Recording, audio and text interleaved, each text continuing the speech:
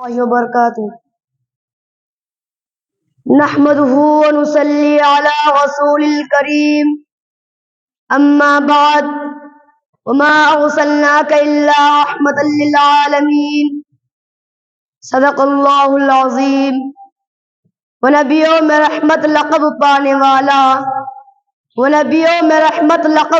والا مراد غریبوں کے بر لانے والا، معزز اساتذہ کرام، حضرات سامعین، آج سیرت النبی صلی اللہ علیہ وسلم میری تقریر کا موضوع ہے۔ امید کہ میری باتوں کو غور سے سنیں گے۔ آج سے 1400 سال قبل کا زمانہ دنیا کی عام گمراہی کا زمانہ تھا۔ پوری دنیا شرک و کفر میں مبتلا تھی، ہر جگہ فساد پھیلا ہوا تھا، ہر جگہ بگاڑ تھا۔ اس زمانے میں ایک اللہ کی عبادت کرنے والا کوئی نہیں تھا، عیسائی مذہب کے ماننے والا ہو یا موسیٰ علیہ السلام کے ماننے والا ہو، سب شرک میں مبتلا ہو گئے تھے۔ آج کے لوگ خاص کر سب سے زیادہ بری حالت میں تھے۔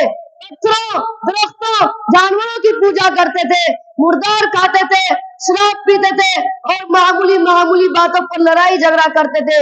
ذرا سی بات پر جنگ کرنے لگتے تھے۔ علامہ حالی فرماتے ہیں، کہیں آنے جانے کی باتوں پر جھگڑا، کہیں پانی پینے پلانے پر جھگڑا، اور کہتے ہیں قبیلے کا بھوت ایک جدا تھا، کسی کا اغل تھا، کسی کا صفا تھا۔ حضرات سامعین، ایسے حالات میں اللہ نے عربوں پر رحم کیا اور محمد رسول اللہ صلی اللہ علیہ وسلم کو ساری جہاں کے لیے رحمت بنا کر بھیجا۔ حضور صلی اللہ علیہ وسلم کو اللہ نے قیامت تک کے لیے ساری دنیا میں رسول بنا کر بھیجا تھا۔ آپ صلی اللہ علیہ وسلم کی رسالت ہر دور اور ہر جگہ کے لوگوں کے لیے رحمت ہے۔